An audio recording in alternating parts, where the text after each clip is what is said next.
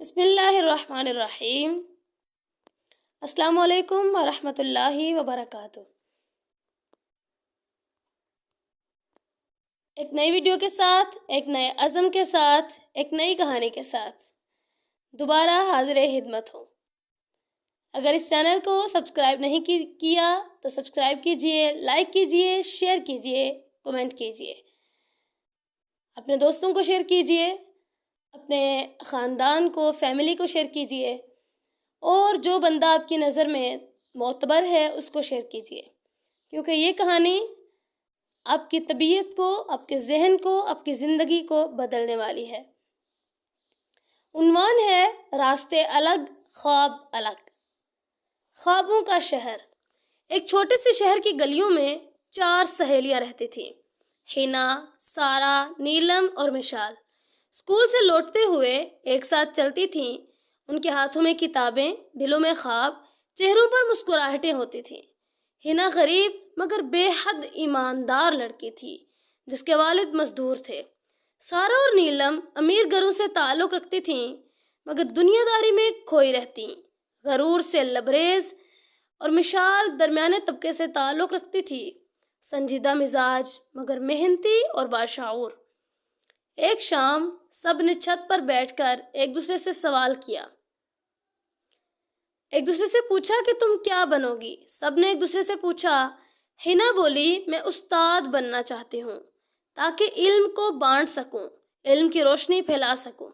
سارا بہت ہنسی اور مذاق کرتے کرتے اس نے کہا، استاد، یہ تو نوکروں کا کام ہے۔ نیلم بولی، میں تو شادی کر کے دبئی جاؤں گی۔ مشال نے مسکرا کر کہا، میں بس کچھ بننا چاہتی ہوں، شاید لکھاری۔ ہم 4 تھے، خواب 4 تھے، راہیں جدا مگر پیار ایک تھا۔ ہم 4 تھے، خواب 4 تھے، راہیں جدا مگر پیار ایک تھا۔ بچپن کی راہوں میں چلتے ہوئے ہر لمحہ ہمیں اعتبار ایک تھا۔ جب زندگی کی دہلیز پر قدم رکھا، وقت گزرا، چاروں نے انٹرمیڈیٹ مکمل کیا۔ سارا اور نیلم کو اعلیٰ اداروں میں داخلہ تو ملا مگر ان کا شوق صرف فیشن اور پارٹیوں تک محدود تھا۔ حنا نے گورنمنٹ کالج میں داخلہ لیا، روزانہ کئی کلومیٹر پیدل چل کر جاتی۔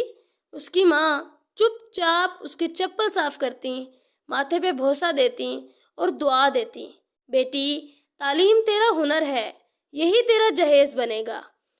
مشال نے ادبی سوسائٹی جوائن کی اور تحریر کے ذریعے اپنا اظہار کرنے لگی۔ ایک دن حنا کی ماں بیمار پڑ گئی، پیسے نہ ہونے کی وجہ سے علاج بہت مشکل ہوا۔ حنا نے سلائی مشین چلائی، ٹیوشن پڑھائی اور کالج کے بعد چھوٹے بچوں کو بھی پڑھانے لگی۔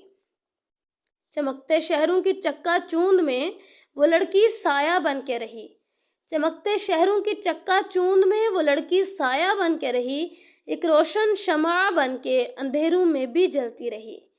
وہ دن اور آج کا دن۔ چند سالوں بعد سارا اور نیلم کی شادیاں ہو گئیں۔ ان کے شوہر امیر تھے مگر وقت کے ساتھ ان کی زندگیاں بچوں اور گھر تک محدود ہو گئیں۔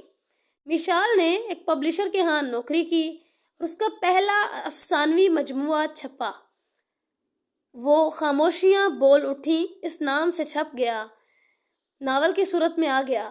حنا نے ایم اے کر کے مقابلے کا امتحان پاس کیا۔ اب وہ ایک اسکول کی ہیڈ مسٹریس تھی مگر وہی عاجز، وہی نرم لہجہ، وہی سادگی، وہی طبیعت۔ ایک دن اسکول میں مشال کا ادبی لیکچر رکھا گیا اور وہیں اس سے حنا سے ملاقات ہوئی۔ پرانی سہیلی اب ماڈرن ساڑی میں، آنکھوں میں وقار لیے ہوئے بدل چکی تھی۔ مشال نے کہا، یاد ہے تم نے کہا تھا استاد بننا چاہتی ہوں، تم نے تو خواب سچ کر دکھایا۔ جو منزلیں خوابوں میں تھیں آج قدموں تلے آ گئیں، جو منزلیں خوابوں میں تھیں آج قدموں تلے آ گئیں، وہ لڑکی جو خاک سے اٹھی آسمانوں کو چھو آئی۔ سارا اور نیلم ایک دن ملنے آئیں، بچوں کے ہمراہ۔ سارا کے چہرے پر تھکن تھی، نیلم بچوں کے جھگڑوں سے الجھ رہی تھی۔ حنا نے چائے رکھی، پرانے البم نکالے، سب خاموش ہو گئیں۔ آنکھوں میں نمی تھی، دلوں میں حسرت تھی اور لبوں پر مسکراہٹ تھی۔ سارا نے آہ بھر کر کہا، کاش ہمیں بھی زندگی میں کچھ بننے کا موقع ملا ہوتا۔ تم خوش قسمت ہو ہنا، اپنے خواب کو پورا کر پائی۔ ہنا نے مسکرا کر کہا، موقع نہیں ملا، میں نے موقع بنایا ہے۔ وہ جو اپنے خوابوں کو سینچتے ہیں راہوں میں کانٹے چن لیتے ہیں، وہ جو اپنے خوابوں کو سینچتے ہیں راہوں میں کانٹے چن لیتے ہیں، وقت کے سانچے میں ڈھل کے وہ تقدیروں کے رنگ بن لیتے ہیں۔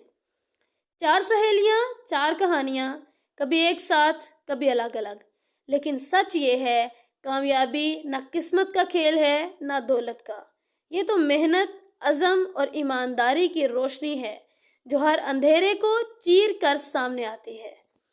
امید کرتی ہوں آپ کو ویڈیو پسند آئی ہوگی۔ لائک کیجئے، شیئر کیجئے، سبسکرائب کیجئے، دعا دیجئے اور کمنٹ کیجئے۔ اللہ نگہبان، اللہ حافظ۔ اگلی ویڈیو میں